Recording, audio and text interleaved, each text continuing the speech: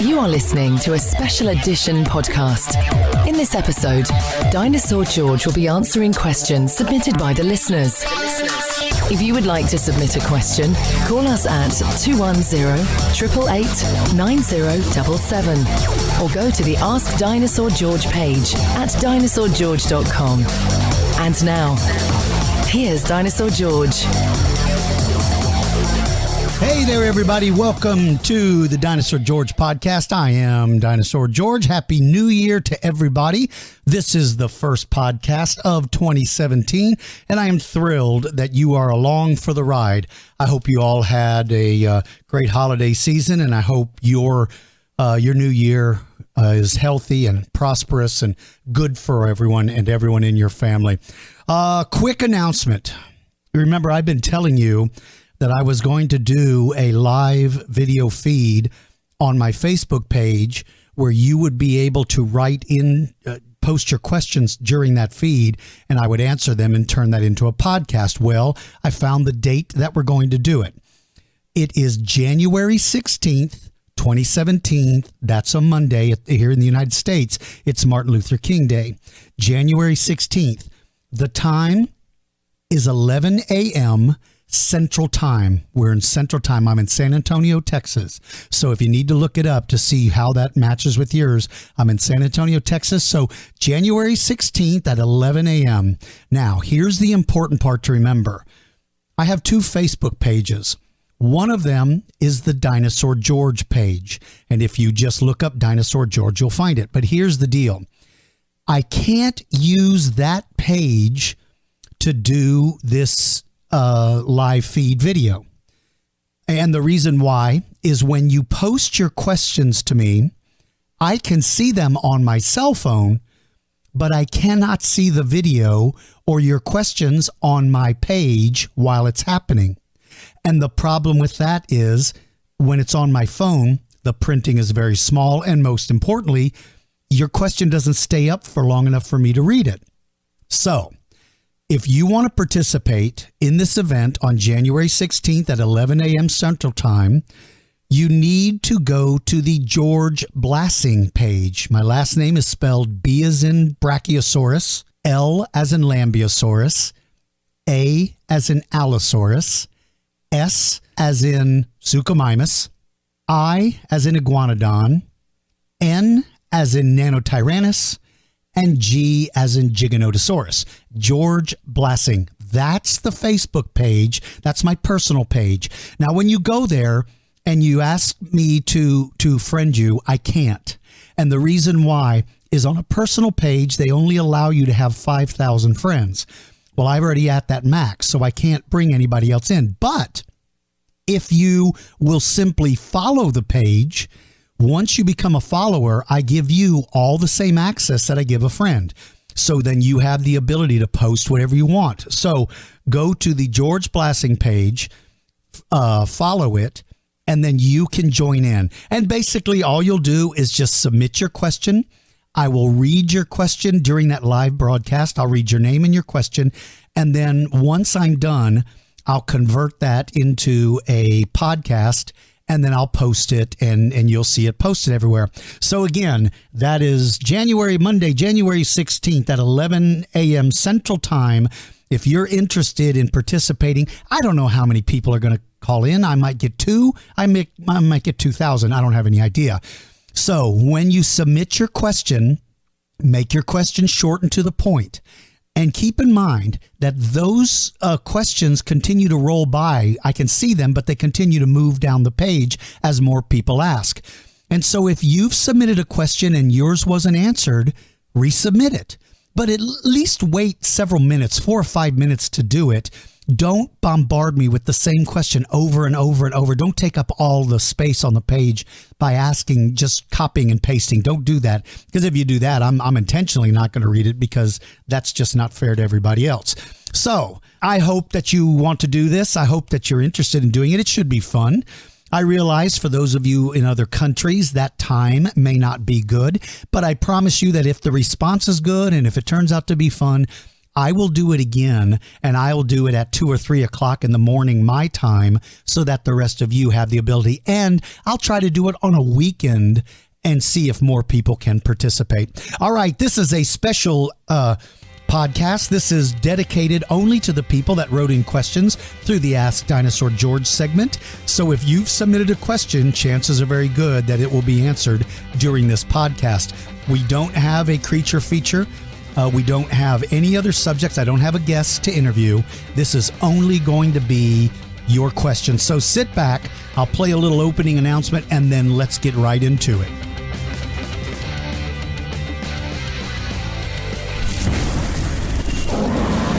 It's time to ask Dinosaur George. In this segment, George answers your questions about paleontology. If you would like to leave a voice message, call us at 210-888-9077. This is not a toll-free call, so children, please ask your parents' permission. If you would like to submit your question in writing, go to dinosaurgeorge.com and click the Ask Dinosaur George page. Questions are chosen at random, and we clear all messages monthly. So if you have a question about paleontology, ask Dinosaur George. All right, we'll jump into it. This first question comes from Jeffrey from Acton, Massachusetts. Hello, Dinosaur George, and happy holidays. Thank you, Jeffrey. Always good to hear from you. Happy holidays to you and your family as well. His question is, did a male or female Dromornis brood the nest? Very interesting question. To look at the behavior of prehistoric life, we have to look at modern animals as a window into behavior. And when you look at big land birds like ostriches, rheas, emus, cassowaries, those animals have a nest on the ground, and the male or the female will either sit on the nest to incubate the eggs, or if the outside temperature is warm enough to keep them incubated, they will stand guard near it. I suspect that Dromornis would have done the exact same thing, because to go through, when a female bird lays eggs, it takes a lot out of them. A lot of calcium goes into the eggshell. So that's a stress on the animal. So to ensure that all of that stress is paid off, they want to ensure that those eggs get a chance to hatch. And so I think Dromornis, maybe it was the male, maybe they acted like an ostrich where the male stayed with the nest until they hatched, or maybe they acted like swans or geese where each, the male and female will take turns taking care of the eggs. So I do think that they would have, and that's an interesting question. And thank you for taking the time to write to me, Jeffrey. All right, Quentin from Manheim, Pennsylvania. Hi, DG. I was wondering, is it known when ceratopsians were born, how big were they? And how big would a baby Pachyrhinosaurus be? How big would a baby Pachyrhinosaurus have been by its first winter? Ooh, now this is a good question. First, to my knowledge, no confirmed ceratopsian egg has ever been found. Therefore, there's no way to know for sure how big. Now, okay, let me take that back.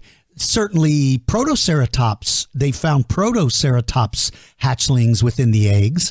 So looking at them, if we can use them as a standard and say, well, if their eggs are X and Protoceratops adults are Y, then can we say, if we expand both of those up to the size of a Pachyrhinosaurus, is that a good estimate? Well, I don't know. That may be difficult. That may make the egg simply too big for the female to have laid. So I was in Canada 2 years ago and had the great opportunity to have Dr. Phil Curry and Dr. Eva Kappelhuis, Eva, take me into the collections room of the university where they teach, and I got to take a look at all these amazing fossils. And one of the ones they showed me was a baby Chasmosaurus, an infant, tiny little dude. Now, tiny, he was about 1.5 feet long. Now, I don't know what age that represented. I don't know if that certainly couldn't have been a newborn, I don't think, because the egg would have been enormously big, but it wasn't very old. So I suspect that when they came out of their eggs, maybe they were, 8 inches long, 9 inches long, maybe.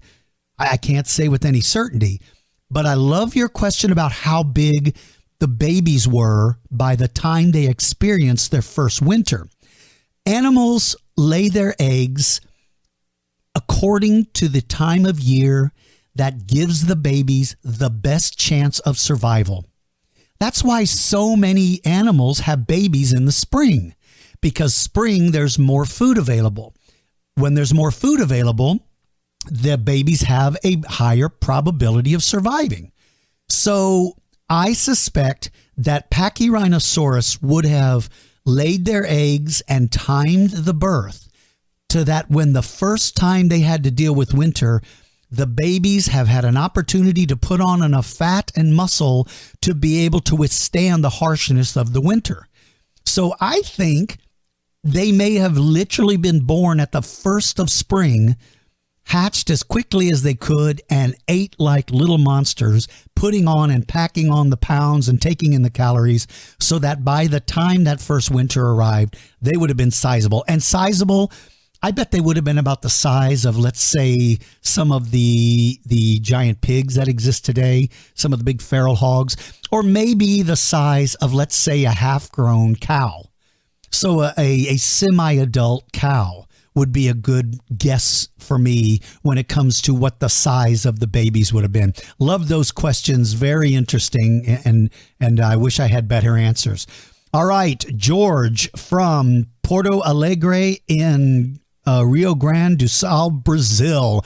George, I don't know if you pronounce your name George or if you pronounce it Jorge. I don't know if in Brazil it translates to the Spanish version, which is Jorge, but I'm going to call you George because you spell your name with a J, and it may be a hard sound when you pronounce your name. So George, I'll call you George, but if you pronounce it Jorge, please accept my apologies for not appropriately pronouncing your name. George's question was, what's your thoughts on scavenging Triceratops? Oh, man. Today must be Ceratopsian Day. I've heard people hypothesize that Triceratops may have actually taken advantage of food sources like dead and decaying animals and scavenged off of them. Now, had you asked me this question 10 years ago, I would have said preposterous. There absolutely makes no sense. But I was given the opportunity to look at a video of a hippopotamus that comes out of the water and walks up to a dead water buffalo and just takes a huge chunk of meat and eats it. Takes a couple of bites and then goes back into the water. Now, whether or not, maybe that hippo did that as a way to show dominance. Even though the animal's dead, he wants to make sure they understand, I run this part of the river. So that may have been it. But to be able to eat that much meat was astonishing to me. So maybe hippos do that once in a while in order to get a nutrition that they can't otherwise get solely from plants. So could Triceratops do that? Well, it's certainly possible. I don't think he's got the dentiary that's really designed very good for chewing flesh. And flesh is something that takes carnassial teeth to be able to take a hunk out. That beak may have been efficient for that. So, George, I can't say with any certainty yes or no. I will say this, though. Based on the behavior of a modern animal who I would have thought never would have eaten meat, I can say that it is certainly a possibility. All right. Martin from Syracuse, New York. Martin, you guys must be freezing up there because it's cold in Texas. And if it's cold in Texas, it's absolutely freezing in Syracuse, New York. After the discovery of Psittacosaurus, as well as the Triceratops skin impressions with large holes in them, do you think Triceratops could have had large quills or quill-like spikes on its back? Martin, that discovery of that Triceratops, when we were filming Jurassic Fight Club, we were in South Dakota at the Black Hills Institute, and Pete Larson gave us the chance to look at that fossilized skin. Now, he told us we could not take pictures and we couldn't discuss it because it had just been discovered and they were writing a scientific paper. But he was kind enough to let us see it. When I looked at those, what appeared to be quill points, that looked almost identical to the quill points on the skin of an ostrich, where the real big feathers connected. boy, did it look like that's what they were.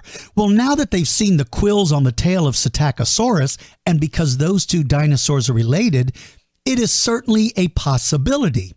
So then the question becomes, well, then what purpose could they serve? There weren't enough of them to have covered the animal in feathers as some sort of body temperature regulation device. So that's not what they would have been for. And it seems odd that equipped with those amazing frills and all the horns and spikes and stuff on the skull, that to me seems to be the appropriate thing to attract the attention of a mate or to threaten a rival. So why would it need those feathery things? Here's something to think about anyway. There's no facts behind this, so understand this is just my guess. This is just me pondering. The hair under the armpit of a human is there to trap the sweat, the scent of the human. It's there to trap it and allow it to be magnified and dispersed on the wind. Your early ancestors would have used that smell to determine whether you are a bear, a lion, or another person, another human. So that's why we have hair under our armpits. It's there to catch and hold the sweat. The idea of using soap only occurred recently in man's history. Scent was very important, certainly important to our earliest ancestors. So elephants also have long hair on their body. You don't see it. It doesn't serve any purpose, except that a friend of mine who works with large mammals said that he believes that the hair on the elephant serves the same purpose, like a wick that's designed to draw the sweat onto it and stay and magnify the scent of the animal. So think of it as, you ever seen those stick-ups that you put on the wall that have a scent that helps things smell good? Or like the little Christmas trees that you hang from your rear view mirror. Wow, those are big words. The little Christmas tree that hangs from the rear view mirror of your car, those are made to hold and disperse a scent. Well, that might be the effect. That might be the use of the hair on an elephant. Now, that was a long way around to get back to your question. So is it possible that those quills may have acted as the wick to absorb the body scent and use it to disperse it so that animals from a distance might be able to not only recognize species, but maybe even recognize individuals? I don't know the answer to it. It is simply a guess, Martin, but I love that question, and thank you for writing to me. All right, Caden from Cobble Hill, British Columbia, in beautiful Canada.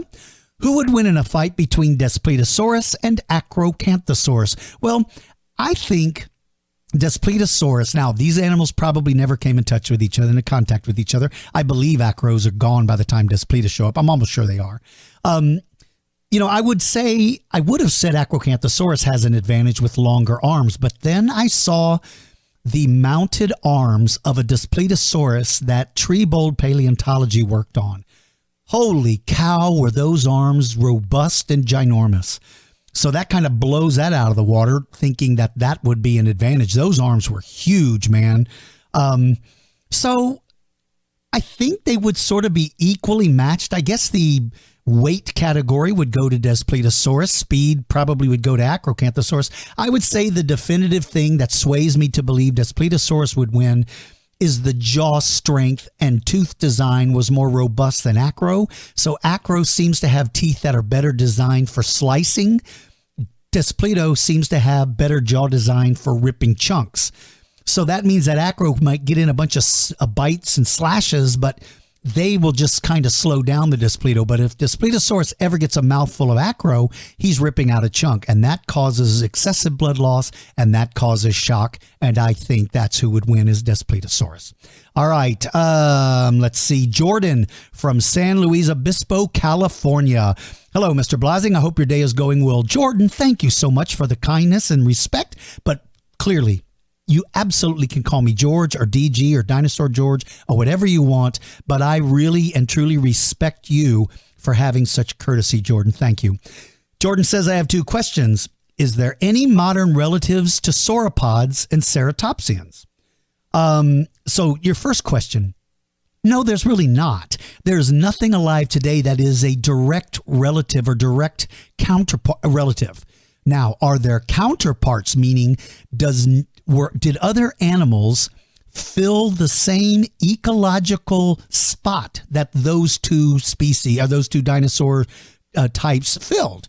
Well, yes, with sauropods, it is camels, giraffes, and elephants. Those are all animals who have an elongated neck to allow them to feed at greater heights. Their large body size adds some protection, and they are genuinely one of the largest animals within their environment. As for ceratopsians, you can look at things like water buffalo, gazelle, elk, deer, all these herding animals. They probably feel, well, let's look at water buffalo. They're a better example. They're feeding at the same level as ceratopsians did. They're migratory like ceratopsians probably were. They have incredible weaponry, and they sort of hang together during an attack.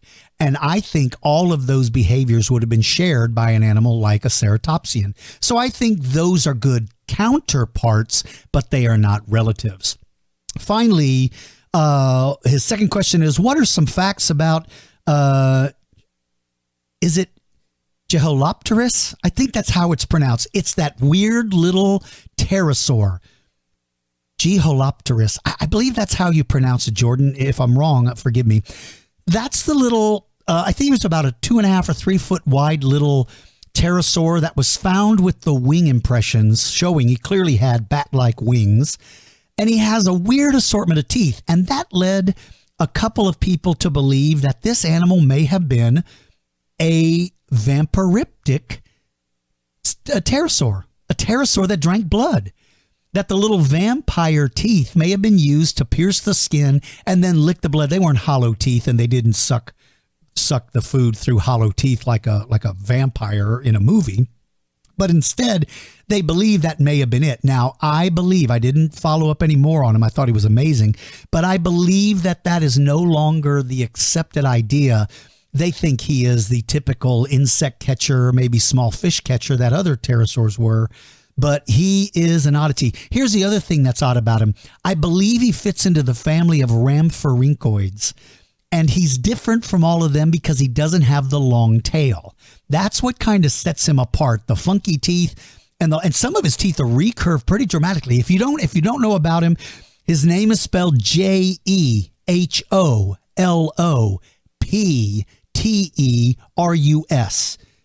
Geholopterus. Boy, I think that's how you pronounce it. But anyway, if you're unfamiliar with him, you got to look him up. He is wicked cool, and I wish I had more information to give to you. All right, this next question is from Michael from Lago Vista, Texas, my home state of Texas. Hello again, George. I hope you had a good holiday season and that you'll have a good new year. Well, thank you, Michael. That's certainly kind of you, and I wish you and your family the same. He said, it's always good hearing from you, and I'd like to thank you for answering our questions and taking time to do the podcast, as it is both entertaining and informative. Well, thank you, Michael. That's kind of you to say. I'm glad you guys like the podcast. The podcasts are certainly easier for me to do than the old videos were. Anyway, his question today is about the evolving image of dromaeosaurs. As the feathered revolution marches onward, dromaeosaurs seem to have been knocked off their high platform a bit. Namely, people are beginning to doubt that they even lived in groups. Obviously, some may have and some may have not, but I thought that it was settled based on specimens being found together in association with prey, as well as trackways of multiple individuals. For medium to large dromaeosaurs like Deinonychus, what changed between then and now that caused this to be called into question? What a well-written question, and what a good question. Here is my belief about, let's pick Deinonychus. I believe Deinonychus is a fast-moving, foot-slashing, pack-hunting monster. And I think all of the dromaeosaurs fit that. I do not believe for a moment that evolution would give you a wickedly thin, razor-sharp, sickle-shaped claw to climb up a tree. It makes no sense whatsoever to me. I believe that one of the shortfalls that every generation has is this need to prove something that earlier generations were wrong. And therefore, I think it lends itself for us to try to disprove the obvious. I don't know if that's an intentional thing, and I'm not saying that all new discoveries are discovered solely because we're trying to prove we're smarter than the first or earlier generation, but I do believe that plays a role in some. I think this idea that you would find packs of, look at Utah raptor, they find groups of Utah raptors together. Is the idea that they all just hung out one afternoon and died? Was there a Cretaceous drive-by where these raptors are all hanging out at a party and are innocently killed and all fall down together? Or is there a dinosaur graveyard where they all show up to die? But oh, by the way, they all died on the same day at the exact same spot? No. The evidence to me, I think John Ostrom got it right. He got it right when he saw it. And I think the more we try to disprove it, I think the farther away from the facts we are getting. Nature does not give you those kinds of things and then tells you not to use them or use them for something else. This is also why I do not agree when people say that the horns of a ceratopsian were not weapons. I believe and I understand that they are certainly utilized for display. But if it's display only, why would the shape be configured in a way that can cause the greatest injury to an attacker by allowing you to inflict the injury and easily back away and move? If the horns are curved, then no, they're not very good weapons because you don't want to ram somebody and have your head stuck to them as you're struggling to get away from the guy. But when you look at Triceratops or Chasmosaurus or any of those dudes, their horns are perfectly straight, cone-shaped, perfect weapon. That's what I believe. We are sometimes going too far to disprove the obvious. And in my opinion, that's the case with this dinosaur. Michael, if you like them, keep loving them, baby. Nobody's going to prove to me or disprove my idea that they are pack hunting, aggressive, effective animals whose sickle blade on their foot was used as their number one weapon to disembowel or inflict injuries. Same goes with the saber-toothed cat. Let me just throw that in there as well. Smilodon. I get so frustrated when people tell me the teeth were not really used for... Okay, the minute you say not really used, I'm instantaneously turned off by that concept. Why would it and Homotherium and Macaridus and some of the marsupials, why would they all develop these massive, sharp canine teeth? It's to kill prey. We may not agree on how they use them, but by gosh, they used them. There. Now, let me push my soapbox away and let me get back down and go back to being... and by the way, last thing, you guys, when you hear me say these things, these are my opinions. It doesn't mean that I refuse to look at evidence. I'm just saying that the evidence that I've seen so far has not convinced me otherwise. Maybe one day I can spend more time because I might change my mind a lot. I change my mind a lot. One of the biggest changes has been the idea that the frill on the neck of ceratopsians was used as a way to defend the neck. I now can say unequivocally, I no longer believe that because I've spent enough time talking to specialists who talk about the real strength and stability and that it's just not designed for that. And I accept that and therefore I change my opinion. Maybe one day I will believe that raptors are not as pack hunting top of the line predators as I think, and maybe one day I'll believe that the horns of a ceratopsian were not a weapon, and maybe one day I'll believe that saber-toothed cats didn't use their teeth for what it looks like they were intended. But until that day comes, I refuse to give up. All right. Mason, nickname. Oh, his nickname is Ori. Okay. Let's see. Well, Mason, but his middle name is Cypress. So it's Mason, Cypress, and then Ori is his last name. Okay. Cypress. That's a great middle name, and that's a good name to go by. So that's what I'm going to call you, Cypress. Cypress is from Fayetteville, Arkansas. Dear Mr. Blessing, a.k.a. Dinosaur George. Thank you, buddy. That's both being respectful and following my suggestion of calling me George or DG or Dinosaur George. So thank you. Your paleontology podcast is very wonderful and very informational. Thank you. Paleontology is my favorite subject, and I started binge listening to your podcast on December 26th. And 3 episodes in, I realized that the podcast became my most favorite. Well, that is very, very kind of you, Cypress. Thank you, my friend. I'm glad. I'm very glad that you like the podcast. I enjoy doing them. Okay, so Cypress says, anyway, I have a really complete random question. Hey, I love random questions. You know, you guys don't even have to ask me dinosaur questions. If you just want to ask me a question about anything, if I get to see it, I only get to see those that they send me. If they being the people that go through these and kind of screen them and scan them. I don't mind answering anything. So let's read what your random question is. Let's see. Is there a way to tell the gender of a prehistoric animal by looking at its fossils? Like maybe in some species, for example, females are bigger than males, like thinking about T-Rex. This question arose from hearing so many times so many dinosaurs being just slapped with the label him or her without much consideration, it seemed. Again, thanks for such a great podcast. Best wishes, Cypress. Cypress, thank you. And this is a very, very good question. I love this question. Okay, with a lot of prehistoric mammals, it's very easy to tell the difference because mammals, the females carry live young, give birth to live young. Therefore, their hips are designed dramatically different than the hips of the male. There has to be room in there for that baby to develop. And then when the female gives birth, they leave scarring within the pelvis region where the baby came out. So there are easy clues to look at when you're dealing with mammals, some mammals, and you can tell pretty easily. But when you deal with dinosaurs, not so much.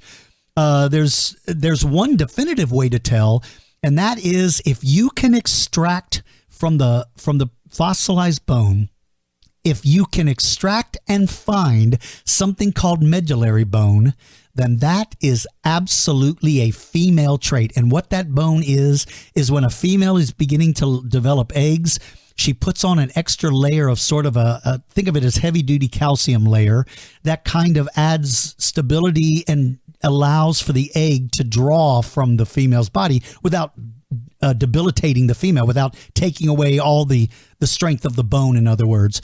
Well, that only happens in birds, and that only happens in females. So when they find that in a dinosaur, they can say definitively if it's male or female. Here's a problem, though. What if the female, when she died, was nowhere near the development of eggs? Well, then we're back to square one, and that is we have to look for other clues. And some of those clues are hard to read. All the soft tissue is gone in most cases, and so there's nothing left behind to know. There are some skeletal design features, I think, that can help answer that question. The other thing we do is we have a tendency to believe that if they have a lot of ornamentation, meaning horns and spikes and weird bumps and long tubes and all the crests sticking up, we have a tendency to then make the assumption that is a male because males would use that as a way to attract a mate, so on and so forth. But is that always the case, or is that just easy for us to make that assessment? So to your point about calling it a him or a her, I don't think in a lot of cases there is a lot of consideration made. I think, like, for instance, when somebody finds a very important scientific specimen, it's very common to give it a nickname. The nickname is usually given by a person who found it or to honor somebody. Well, that nickname doesn't necessarily mean that it is associated with its sex. So, for instance, if you find a dinosaur and name it Sandy, Sandy might be a male, but a girl named Sandy found it. So I don't think we have definitive ways of telling when it comes to all species. But if you find medullary bone, well, then you absolutely have, at least that particular one is indeed a female, and that's pretty rare to find, unfortunately. All right. Jeffrey from Acton, Massachusetts. What prehistoric animal would you like named after you, Dinosaur George? Hey, Jeffrey, that's an interesting question. If they found a prehistoric animal, what would I want to be if they were willing to name it after me? Well, let me say this, and this sounds hokey, but I'm saying this with all sincerity. If somebody came to me and said, hey, we just found a theropod dinosaur, and we'd like to honor you by attaching your name to it, I would be honored. But unless Dr. Tom Holtz had a theropod named after him, I would have to decline. The reason why I say that is because I admire Dr. Holtz a lot. I admire the work that he's done.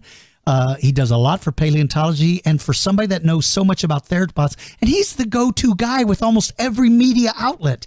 He's the guy in every book and every article and every television show that they go to. It is just unfair that there is not a theropod that carries his name.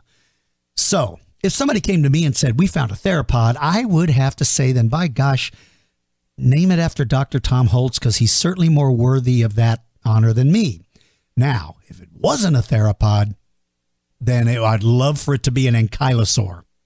Or if it was a mammal, I'd love for it to be a rhino, because I love rhinoceroses and I love ankylosaurs. Now, it sounds crazy because my favorite dinosaur is Allosaurus, followed by Deinonychus, followed by Utah raptor, but those are all theropods. And unless there is something out there with Dr. Holtz's name, I won't even think about those. But boy, would I love for it to be an ankylosaur, followed by a ceratopsian, or if it's a mammal, make it a rhino. Thank you, Jeffrey. Fun question. All right. Paul from Chicago, Illinois. Paul, I can't imagine how cold it is for you guys. Today's date, by the way, is January 6th. And I say this because it's below 30 degrees in San Antonio, Texas. And for us, that's the end of the world. For you, I guess that counts as spring. Okay. Paul's question. Hello, Dinosaur George. My question is, if two tyrannosaurids like T-Rex or Torobosaurus ever met, would they fight each other or just leave each other alone? Or if one was a female and one was a male, would they mate? Thank you for the time to answer my questions. Well, you're welcome, Paul. Thank you for your courtesy. I believe tyrannosaurs were territorial. I believe that they staked out a turf, and that's where they spent their time. Now, that territory might be 100 square miles. It could be huge. But the reason why is I don't believe that they're really suited to follow and migrate or follow these migrating herds of dinosaurs. So I think they're finding a spot and they're keeping it. And by doing so, territorial means you've got to defend it. So if these were two tyrannosaurs, whether they are from the same species or different species, they would immediately view the other as competition that they don't want. I believe they would go through a series of things, and I base this off of modern animals who do the same thing. First, there is the intimidation. You want to scare the other guy away so that it doesn't stay and fight. You want it to leave. So you may want to stomp your feet and open your mouth as wide as you can and display your feathers if you have them. You want to do whatever you can do to get that guy to leave. If that doesn't work, then I think you take it to step 2.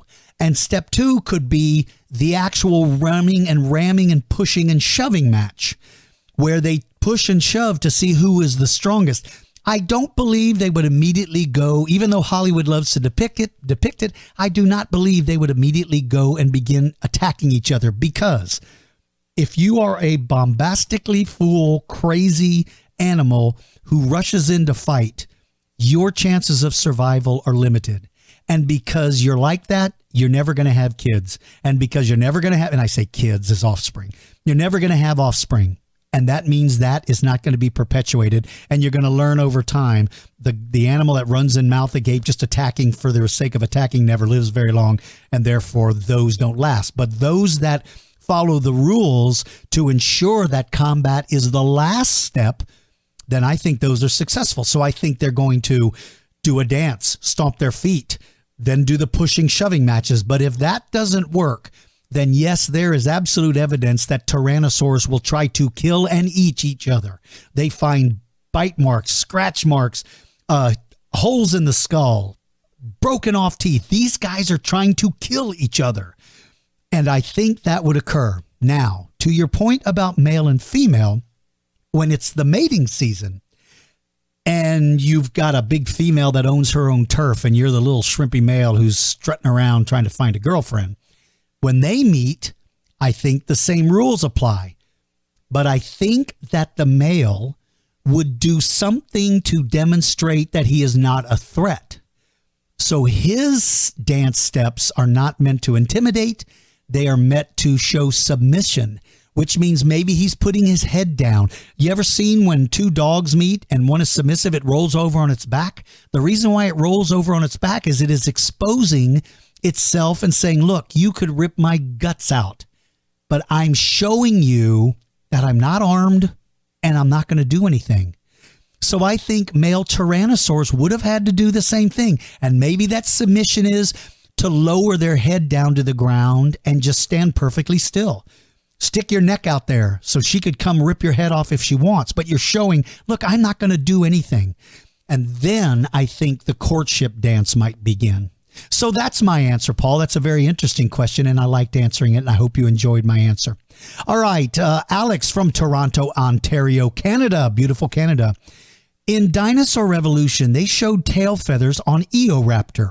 Would it be possible that even Triassic predators had feathers? Beautiful question, Alex.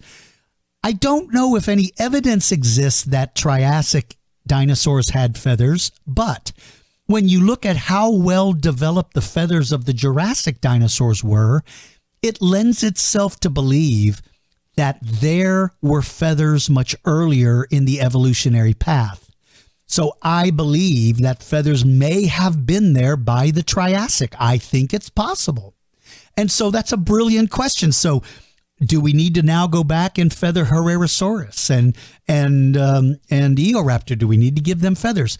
Now, I don't know if those feathers would have completely covered the body, but I do think there could have been proto-feathers. Very good question, Alex. I hope you and all your family are staying warm, and Happy New Year to everybody in Canada. All right, Scott from Melbourne, Australia. Love Australia, Scott. I love it. I've never been there, but everything I've seen. But one day I'm coming, and I'll expect you to be my tour guide. Hi, Dinosaur George. How are you today? And I want to know who would win in a fight between T-Rex and Apatosaurus, and will we ever bring back dinosaurs? Well, Scott, thank you for writing, and I'm doing well, and I hope you are too. T-Rex and Apatosaurus. I do not believe that theropods hunted adult sauropods. I just don't believe it. I think they scavenged when they found them dead, but I think the risk was too great. It's why a lion doesn't eat or doesn't attack a healthy elephant. The risk of injury is too great. If Apatosaurus has much greater mass, and there's some scientific rules that say that more mass with momentum has a greater impact than less mass. So, for instance, you're driving an 18-wheeler, a big truck, and I'm riding a bike. If I run into a car with my bike, I'm going to leave a dent and I'm going to get hurt. If you run into a car with your giant truck, you have so much mass, weight, and momentum, you're going to crush that truck. Well, that's what would happen to the skeletal structure of a big sauropod, or big theropod like Tyrannosaurus, when something like Apatosaurus lands one blow. It could be a kick, it could be stepped on, it could hit you with that tail, but whatever the case, I don't believe they would risk it. And here's something I've always wanted to talk about that I never do, and here's my chance. Let me preface this by saying that there is no evidence to support what I am about to say. It is my guess. There is a famous trackway here in my beloved state of Texas, up in Glen Rose, where there's a big sauropod. I think it's Paluxosaurus now, I think is the new name. I think they used to call it, what did they used to say it was? I can't remember. Paralotitan. I can't remember. Anyway, I think now it's now called Paluxosaurus. Paralotitan, I think, is what it used to be called. Or anyway, whatever the case. It's a big long-necked dinosaur. There are these famous footprints where he's plodding along, and beside those footprints are those footprints of an Acrocanthosaurus, a large theropod. And they're side by side, perfectly you can see the tracks very distinctly, very clear, and they are literally walking side by side. And there's even one spot where it looks like the acro raises his foot to crawl up onto the big sauropod. I've never believed that the acro is attacking that big sauropod. I've never believed it. I believe it's something totally different. And the only way this will ever be proven, if it even is true, is that if you could remove more of the bank of the riverbed and expose more bedrock, I believe you would find the tracks of a little sauropod. What I think is happening is I think the big sauropod is walking and keeping itself between the attacker and the baby. That's what I think. And here's why I think that. First, the tracks are very clear and distinct. That is an indication that they are walking. Why would an animal who's being attacked simply walk? Next, they are in a relatively straight line. Why would an animal not zig and zag and move and thrust? Why are they doing that? And if the acro lifted his foot to attack him, why would he only do that once? Why would he use his foot? Why wouldn't he grab with his mouth? I think maybe the foot raised was to kick him, to scratch him, to hope to knock him off his course, to try to gain access to potentially the juvenile, or maybe other smaller sauropods that are walking inside of this big one that was on the outside. Again, keep in mind, you guys, I've never seen evidence to support it other than the evidence that the tracks seem too clear and that the animal seems like he's walking, and the fact that the acro seems to be walking and not running. And it doesn't make any sense to me that they're killing each other. It's a great imagination to think that one is stalking the other. I just don't believe that to be the case. So back to your question, Scott. I think an Apatosaurus wouldn't even be attacked, but if it would, now these animals didn't live together at the same time or same place, and I know you know that, Scott, but in answer to your question, I don't think that would occur because I think Apatosaurus would crush even something as big as T-Rex. And your final question, will we ever bring dinosaurs back? I don't know if that's just ever going to happen. I just don't know if there's ever going to be enough DNA, recoverable DNA, to be able to be used. I wish they could, but I don't think it's going to happen. All right. You know what? Let me take a breather for a second. Let me play a short commercial, and then I'll be right back. I want to give my voice a little rest, get a drink of water, and then I'll answer a few more. So hang on with me, everybody. Bring Dinosaur George's traveling exhibit to your school, museum, or city. This is the largest exhibit of its kind in North America and will turn any facility into a natural history museum. You'll see things like prehistoric mammals, giant fish, ancient reptiles, and of course, dinosaurs. It's affordable, amazing, and will be an event you'll never forget.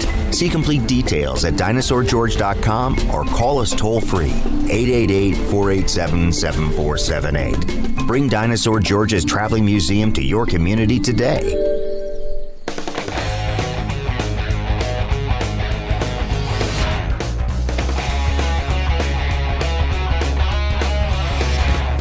And we're back. I've always wanted to be a AM radio disc jockey. Hey, everybody. Welcome to the Dinosaur George Show. We're back. Today we're going to play a little rock and roll, but first of all, let's talk to the funky morning crew at...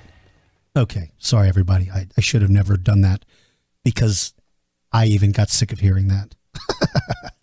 We're going to jump back into it. This is Dennis from North Rhine-Westphalia, Germany. Hey, Germany. Hey, Dennis. Dear Dinosaur George, the first time I saw you on TV was when Jurassic Fight Club aired here in Germany. Since then, I have become a huge fan of your work. Well, thank you very much, Dennis. That's kind of you, and I'm glad you liked the show. I enjoyed making it. Dennis says, I'm about to study geology, later specialize in paleobiology, and you are one of my biggest role models. Well, that is very kind of you, Dennis, and thank you. And let me tell you something, Dennis. I admire you. You see, I made a terrible mistake when I was younger. I let somebody talk me out of going to school to become a paleontologist. I let a teacher talk me out of it. I was young and impressionable, and I looked up to this person.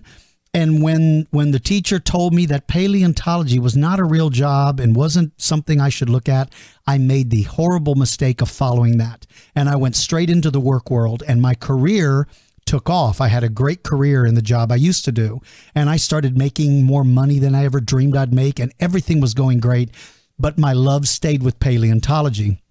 Finally, I made a decision now 20 years ago that I was going to make paleontology my career, and I've never looked back. But I admire you, Dennis, and other people that are going to school to become a paleontologist or paleobiologist or whatever you want to become. I admire you guys. And quite frankly, I don't only admire you, but I'm a little jealous that you are able to do the thing that I wish I would have done. So congratulations to you, Dennis, for doing this. Now, he says, I'd like to hear your opinion on the current discussion about whether feathers, at least in the most basal form, are a characteristic older than dinosaurs themselves, which could explain why pterosaurs also had proto-feathers on their body. Or do you think it's more likely that it was simply the result of convergent evolution? Greetings from Germany, Dennis. Well, Dennis, thank you for taking the time. And this is a brilliantly written and thought out question. Okay, earlier, somebody asked if feathers may have appeared in the Triassic. Here's what I think. I believe that we're one day going to find that proto-feathers occurred maybe in the Permian.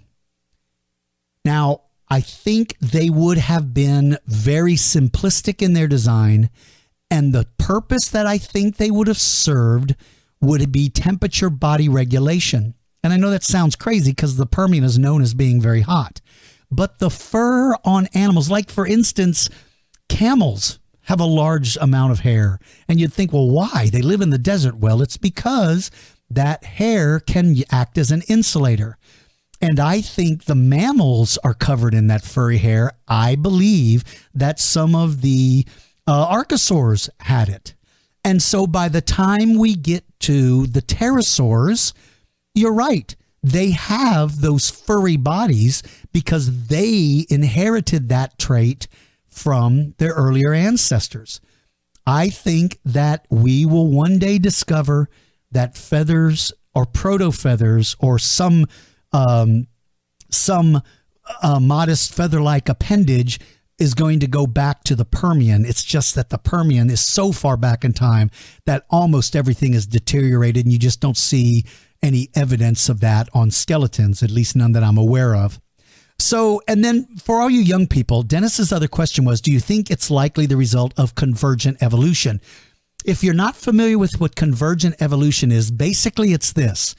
You have two completely different animals that are not related at all who live in similar environments and evolve some of the same kinds of things. So they may look very similar, but they're not related because these things that they evolved are helpful in their survival. So let's look at a giraffe and let's look at a sauropod, a long-necked dinosaur. They developed the way they look because their elongated necks helped them survive. So if you see a picture of a brachiosaurus with a big giant neck sticking up in the air, if in fact that's how they held their head, and you look at a giraffe, you might think, I wonder if they're related. Not at all. Not at all. But they had evolved, and those features converged to end up being the same thing on two different kinds of animals. So, Dennis, I don't believe that feathers were a result of convergent evolution, that pterosaurs developed them, and so did theropods. I think they had an earlier ancestor, and I would not be surprised one day, and maybe it's already been found, I don't know. You know, sometimes I make these grandiose ideas, and I can't remember if I'm making it because I just thought it up, or if I actually read it somewhere, and I think I'm making it up. And I say that not to sound flip or not to sound funny. I mean that seriously. If I say something and somebody comes back and goes, that's exactly what so-and-so said, a lot of times it will jog my memory to say that's exactly where I heard it.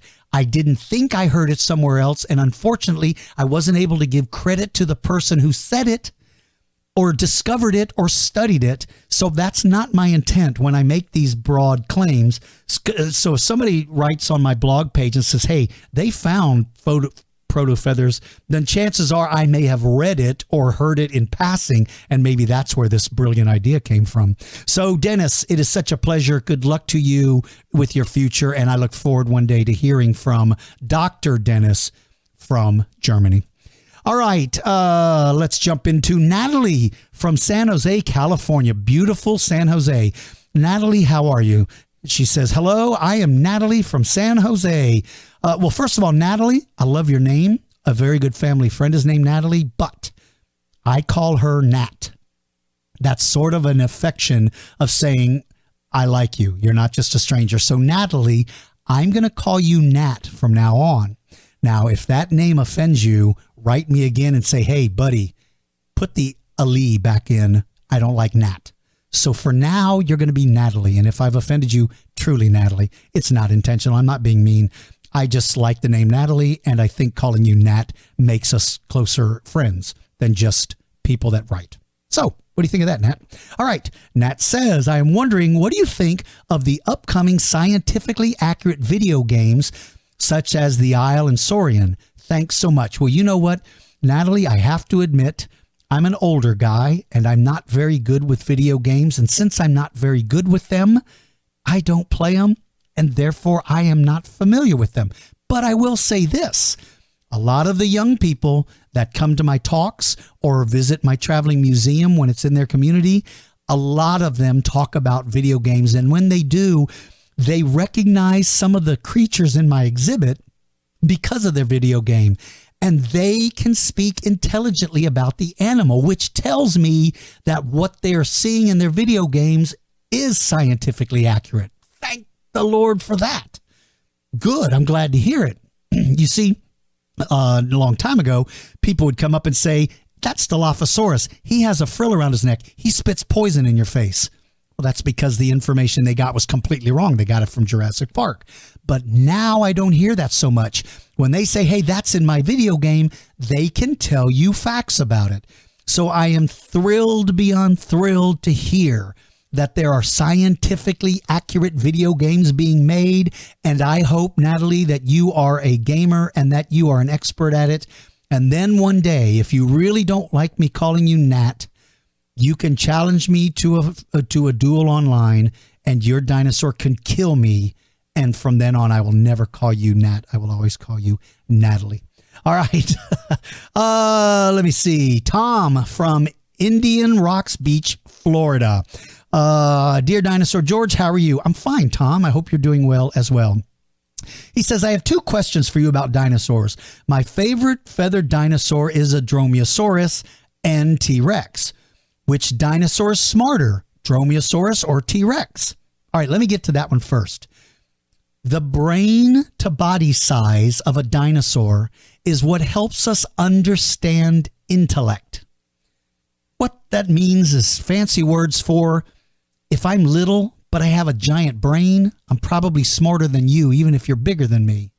So when you measure the brain of a Dromaeosaurus, and you compare it to how big that dinosaur is, then you measure the brain of Tyrannosaurus Rex, and you compare it to how big he is, you look at it and go, wow, I think Dromaeosaurus was much smarter than Tyrannosaurus Rex. Now, maybe that's not a fair way to do it, but it's the only way that I can do it that makes sense to me. Because in the animal kingdom today, we find that. Like little monkeys have big brains. Big alligators have little brains. Well, alligators are smart, but monkeys are way smarter than an alligator. So I feel the same thing can be said about Dromaeosaurus and Tyrannosaurus Rex. Second, the question is, how far did theropods migrate? Well, you know what, Tom? I don't believe theropods migrated. Now, maybe raptors, maybe dromaeosaurs may have been the exception to that rule. But I don't think it's worthwhile for big theropods to spend incredible amounts of energy just following herds, because you never have a chance to get ahead of them to ambush them. You never have the chance to set up. You don't know the terrain. You don't know where to go. You don't know how to chase them. But if you're territorial, you know where the herds come through your turf. You know where they're going. You know where the water is. You know where the trees are that conceal your body.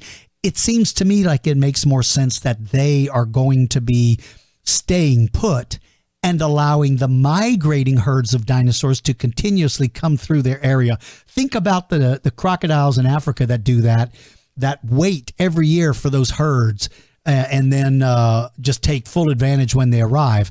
Well, migrating animals in Africa often all migrate together, but I don't think all the hadrosaurs travel together. I think the hadrosaurs traveled together in their own families.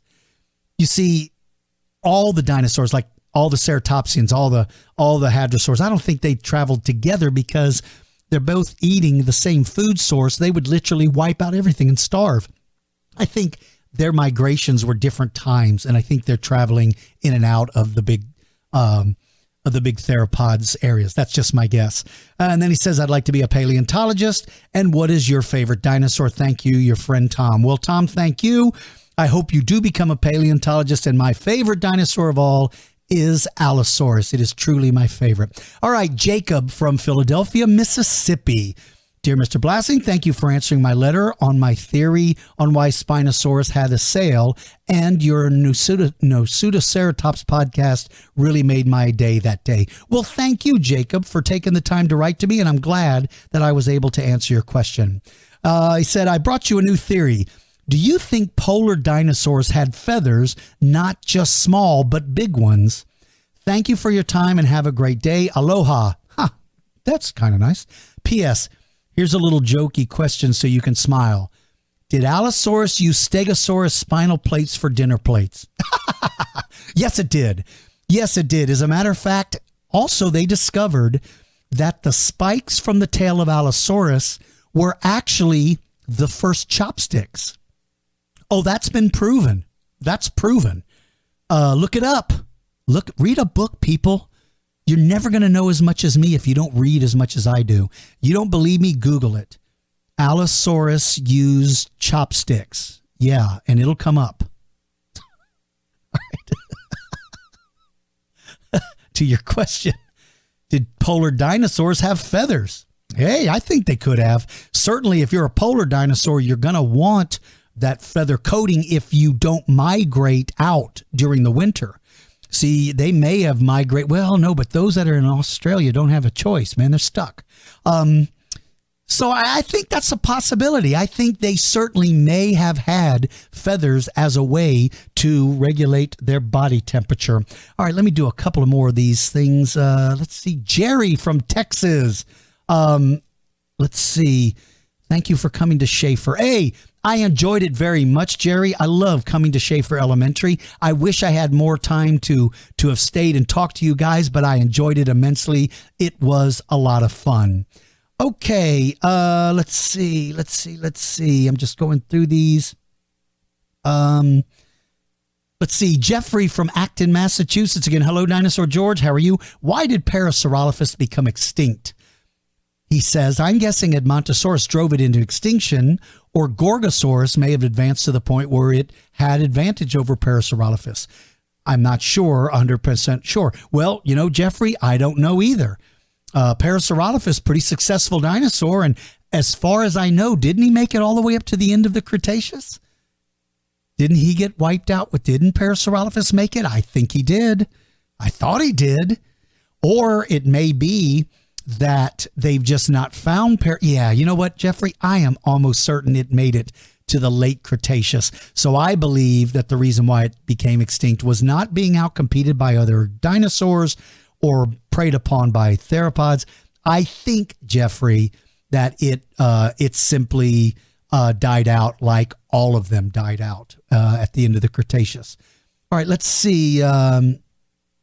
Thaddeus from Duncanville, Texas. Hey, DG, I watched Jurassic Fight Club, and you said Allosaurus was able to walk on hard crust because they're not as heavy.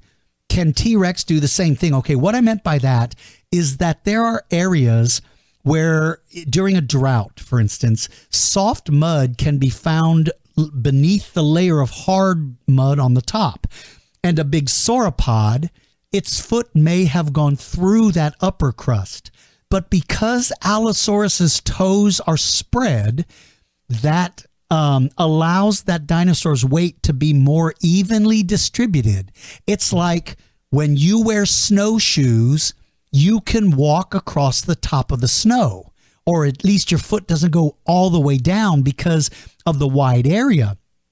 So Allosaurus might have been able to do the same thing on the softer or on the harder top layer on the top instead of cracking through and stepping into the mud. So could Tyrannosaurus Rex do the same thing? Absolutely he could.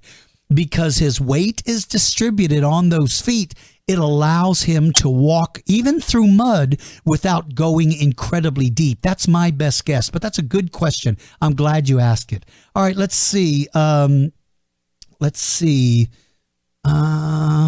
just buzzing through these, you guys. I'm almost to the end, which means I'm trying to answer as many of them as I can.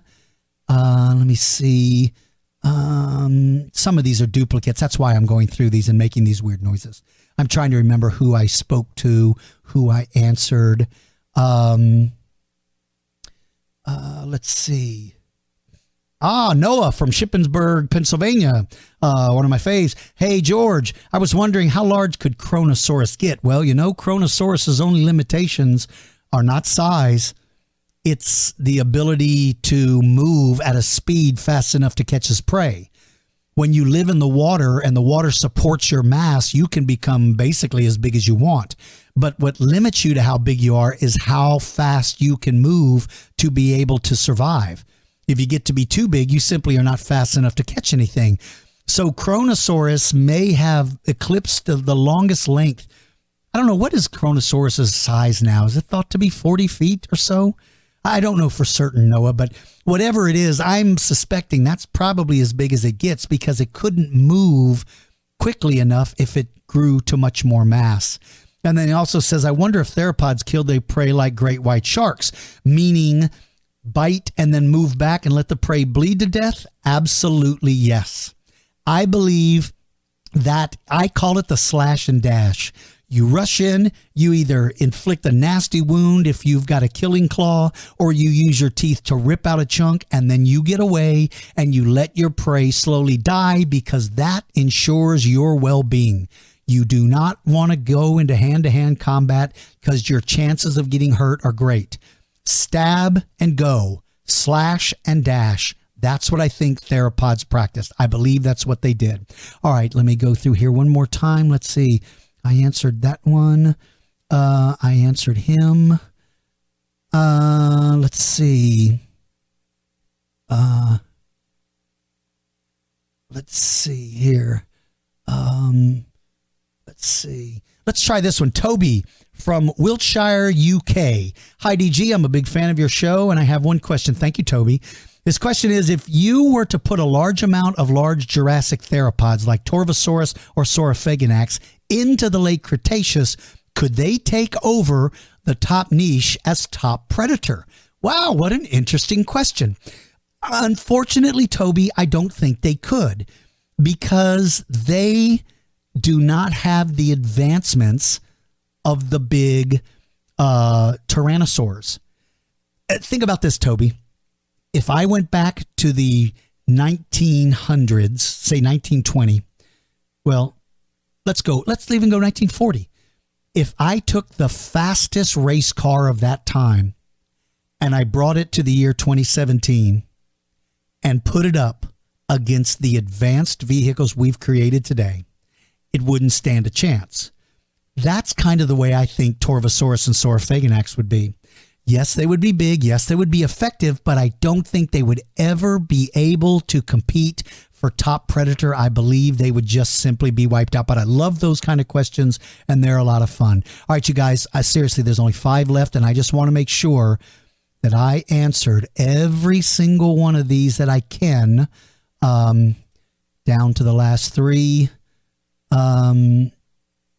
Let's see, 2 left. And by the way, these are not the same questions I answered, but I recognize the names of people. And here's the last one. And that's it. Okay. Well, I have answered all of them. Listen, you guys, keep in mind, January 16th, 2017 at 11 a.m. Central Time, you can go to the George Blassing, BLASING. My personal Facebook page, search for George Blasting. Do not go to the Dinosaur George page. You can go there and like the page, which I would appreciate. But on this day, you have to go to the George Blasting. And when you get there, you can ask me for a friend if I'll friend you, but I can't because I've already maxed out. But you can follow that page. And by following that page, once you follow it, you have the ability to write on my wall. You have the ability to write on my page. So you'll be able to participate. And what we're going to do is at 11 o'clock, I'm going to go live and with a live feed. And I'm going to answer your questions live. You're going to submit them through my Facebook page. I'm going to answer them live. I'm going to record that. And then I'm going to put it into a podcast. So thank you guys so much for taking. This has been a longer one, but I got through everybody, and I'm thrilled that I can wipe the slate clean. So if you have questions, go to my website, dinosaurgeorge.com, and click on the Ask Dinosaur George page and leave your question. Remember to please follow me on Facebook and Twitter. You'll see links on my podcast page, and my podcast page is dinosaurgeorgepodcast.com. Go to my website, which is dinosaurgeorge.com, and while you're there, click on my link to my podcast and click on my link to my store if you want to buy some really cool stuff. I appreciate that very much because it helps me do these things. Until next time, everybody, take care of yourself. Take care of the people around you. Be kind to each other. And here, I'm holding up a fake glass. I want you all to hold up your glasses. Here is to a very happy, successful, and healthy new year to you and your family and friends. Thank you, guys. Talk to you soon.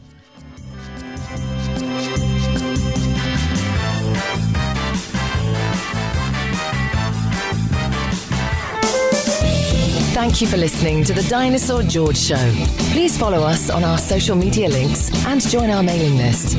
If you're interested in having Dinosaur George speak at your event, please visit our website at dinosaurgeorge.com. Until next time, keep digging for clues about the past.